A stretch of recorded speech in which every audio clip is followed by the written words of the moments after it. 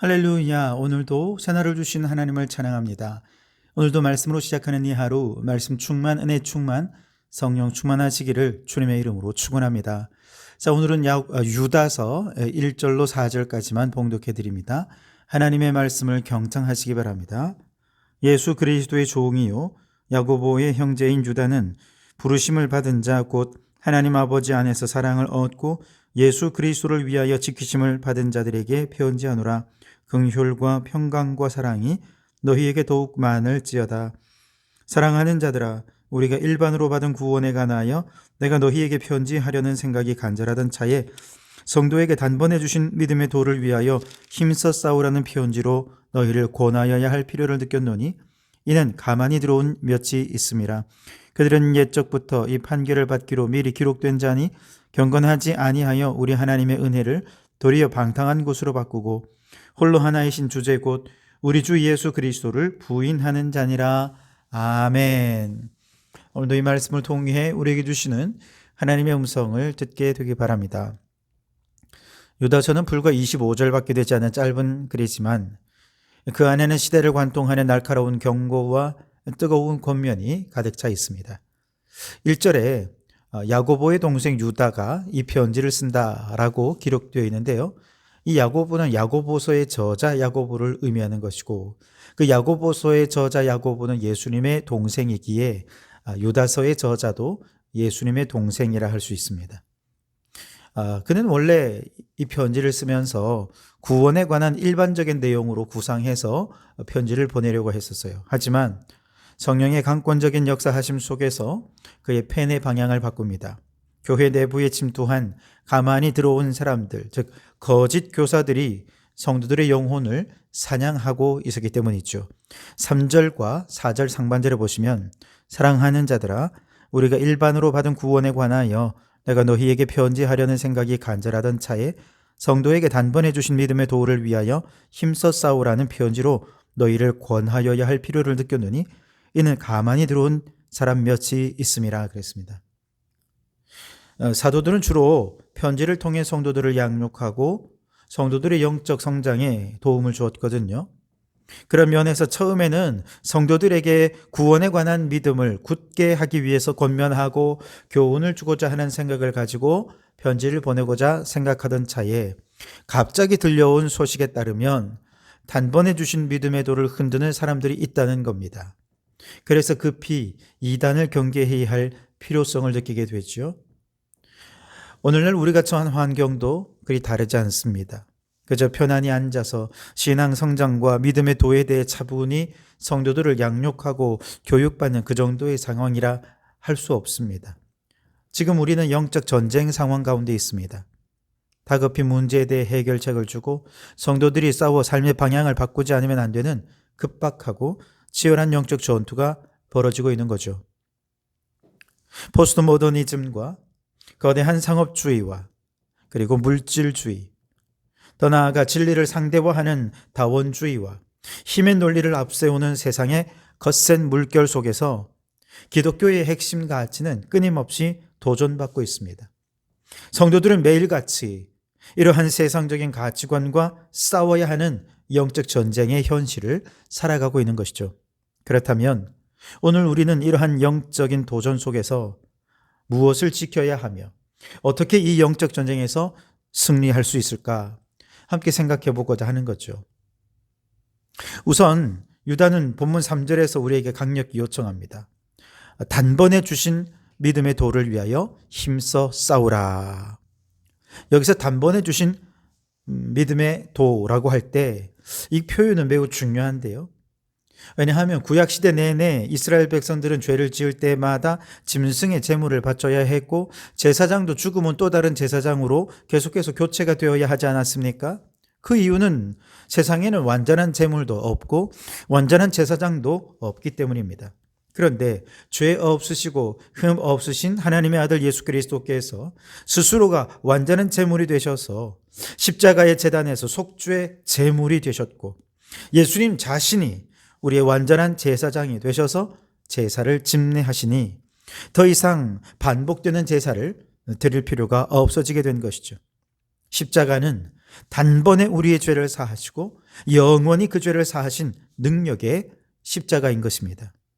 누구든지 이것을 믿기만 하면 죄 사함 받고 영생을 얻게 되는데 바로 이것이 단번에 주신 믿음의 도라고 말할 수 있는 거죠.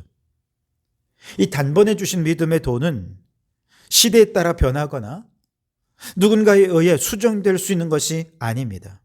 예수 그리스도의 십자가와 부활, 그리고 그분을 믿음으로 얻는 구원의 진리는 완전하고 충분해서 모든 시대, 모든 나라, 모든 민족 어디서든 그 말씀은 진리로 받아들여지고 그것을 믿는 자마다 구원을 얻게 되는 것이죠. 하지만 당시 교회에 가만히 들어온 거짓 교사 몇 사람이 이 십자가 구원의 진리를 왜곡해서 성도들의 믿음을 흔들고 있었던 것이죠. 그들은 어떻게 이 믿음의 도를 왜곡했을까? 4절에 보시면 이는 가만히 들어온 사람 몇이 있음이라 그들은 옛적부터 이 판결을 받기로 미리 기록된 자니 경건하지 아니하여 우리 하나님의 은혜를 도리어 방탕한 것으로 바꾸고 홀로 하나이신 주제 곧 우리 주 예수 그리스도를 부인하는 자라 그랬습니다. 첫째로 이들은 우리 하나님의 은혜를 방탕한 것으로 바꾸어 버렸습니다. 이들은 예수님의 십자가로 우리 죄가 사함받았다는 것은 인정해요. 그러나 너무 여기에서 지나쳐 나가서 십자가의 죄사함의 능력은 너무나 대단하기 때문에 우리는 이미 미래에 범할 죄까지도 다 용서받았고 그래서 이제 우리는 무슨 죄를 지어도 이미 다 용서받았기 때문에 죄책감에서 해방되고 자유롭게 이제 살아갈 수 있기에 어떻게 살든 상관없다. 도덕적으로 해이해졌고 그리고 그들의 삶을 이제 그 자유라는 이름으로 주님 안에 이미 죄사함 받은 자유자라는 이름으로 정말 도덕적으로 타락한 방탕한 삶을 살았던 것이죠. 오늘날 우리 주변에도 이와 유사한 가르침이 가득합니다. 성공이 곧 하나님의 축복이다라는 기복주의, 모든 종교는 결국 하나로 통한다는 종교다원주의, 그리고 내 마음 편한 대로 믿으면 된다는 자기중심적 신앙이 바로 이런 것들이죠. 하지만 여러분, 예수님의 십자가 복음은 우리로 하여금 자기 십자가를 지고 주님을 따르며 좁은 문으로 들어가라고 말씀하십니다. 이기적으로 우리를 편안하게 하기 위해서만 예수 믿는 게 아닙니다. 예수 믿으면 잘 되고 복받고 예수 믿으면 마음에 평안이 온다 라고 미혹하면서 도덕적인 성숙과 거룩한 삶으로 성화의 삶을 살라는 불편한 메시지는 숨겨버리는 것이죠. 더 제자답게 살도록 도전하고 우리를 불편하게 만드는 것이 복음입니다. 우리를 거룩하게 변화시켜서 하나님 나라 사명을 향해 도전하고 헌신하도록 하는 것이 복음입니다. 그러니 여러분, 이 진리를 타협하지 마십시오. 단번에 얻은 믿음의 도를 지키기 위해 영적인 분별력을 갖추고 영혼의 평안함, 이기적인 성공, 개인적인 축복을 바라는 저 거짓 교사들과 영적 싸움을 싸우며 삶이 더 거룩한 하나님의 백성답게 변화되고 성장해가는 우리 성도들이 되실 수 있길 바랍니다. 두 번째로 유다는 구약의 세 가지 사건을 통해서 하나님의 심판이 반드시 있을 것임을 경고하고 있습니다. 먼저는 출애굽은 이것을 하나님을 믿지 않아서 멸망당한 사람들에 관해 얘기하죠. 5절 하반절에 주께서 백성을 애굽에서 구원하여 내시고 후에 믿지 아니하는 자들을 멸하셨으며 그랬습니다. 두 번째 사건은 자기 지위를 지키지 않고 조소를 떠난 천사들에 관한 심판의 이야기입니다. 6절에 보시면 또 자기 지위를 지키지 아니하고 자기 저소를 떠난 천사들을 큰 날의 심판까지 영원한 결박으로 흑암에 가두셨으며 그랬습니다. 셋째는 음란과 정욕에 빠져 심판받은 소돔과 고모라의 멸망 이야기입니다. 7절에 소돔과 고모라와 그 이웃 도시들도 그들과 같은 행동으로 음란하며 다른 육체를 따라가다가 영원한 불의 형벌을 받음으로 거울이 되었느니라 그랬습니다. 방금 말씀드린 이 세 부류의 공통점 뭐냐? 불순종과 교만으로 심판을 받았다는 것이죠. 그리고 거짓 교사들은 바로 이 길을 따랐습니다. 유다는 바로 이런 사람들을 향해 기상천외한 비유를 쏟아내고 있는데요. 12절에 보면 기탄 없이 너희와 함께 먹으니 너희의 애찬에 암초라 그랬습니다. 애찬에 암초란 공동체를 침몰시키는 위험 요인이 바로 이들이라는 것이죠. 뿐만 아니라 이들은 자기 몸만 기르는 목자라 그랬습니다. 그만큼 이기적이고 탐욕적인 자들이란 뜻이지요. 바람에 불려가는 물 없는 구름이라 그랬어요. 이것은 열매 없는 허풍쟁이들이란 뜻입니다. 뿐만 아니라 죽고 또 죽어 뿌리까지 뽑힌 열매 없는 가을나무라 그랬습니다. 한마디로 생명력을 상실한 존재라는 것이죠. 이들은 겉으로는 화려한 말을 쏟아내고 지혜로운 척하지만 실상은 경건의 능력이 전혀 없는 자들이요 공동체를 침몰시키는 위험한 존재들입니다. 유다는 16절에서 이들의 본질을 꿰뚫어 말합니다. 이 사람들은 원망하는 자며 불만을 토하는 자며 그 정욕대로 행하는 자라 그 입으로 자랑하는 말을 하며 이익을 위하여 아첨하느니라 그랬습니다.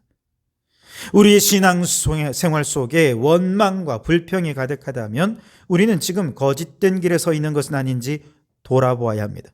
자신의 이익을 위해 타인을 이용하고 입술로는 하나님을 찬양하나 삶으로는 정욕을 쫓고 있다면 그것이 바로 유다가 경고한 심판의 대상이 되는 것이죠. 나 때문에 공동체가 무너질 수 있습니다. 하나님은 외모를 보지 않으시고 중심을 보십니다. 그러나 우리의 마음 중심으로 하나님 나라와 그의 교회를 온전히 세워가기 위해 온전한 믿음과 생명력 넘치는 신앙으로 살지 않고 오히려 애찬의 암초가 되는 사람들, 심판의 대상이 될 수밖에 없다는 것이지요. 그러므로 여러분, 오늘 우리의 신앙을 돌아보면서 우리의 입술로 원망과 불판을 버리고 공동체를 우선 생각해서 이기적이 아니라 타인을 먼저 배려하고 생각하고 우리 공동체 안에 하나님의 나라를 이루어가는 일에 온 마음으로 힘쓰는 성도들이 되실 수 있길 바랍니다. 그리고 마지막으로 이러한 경고 뒤에 유다는 성도들이 구체적으로 어떻게 살아야 할지를 가르쳐 줍니다. 세상이 어지러울수록 우리는 방어적인 태도를 넘어서 적극적으로 영적 성장을 이루어 가야 합니다. 유다는 4가지 핵심 원리를 제시하는데요. 20절과 21절에 보시면 사랑하는 자들아 너희는 너희의 지극히 거룩한 믿음 위에 자신을 세우며 성령으로 기도하며 하나님의 사랑 안에서 자신을 지키며 영생에 이르도록 우리 주 예수 그리스도의 긍휼을 기다리라 그랬습니다. 우리가 적극적으로 영적으로 성장하려면 첫째로 지극히 거룩한 믿음 위에 자신을 세우라 그랬습니다. 우리의 기초는 감정이 아니라 혹은 나의 경험도 아니고 오직 기록된 하나님의 말씀. 이 믿음의 도가 우리 신앙의 기초이어야 한다는 거죠.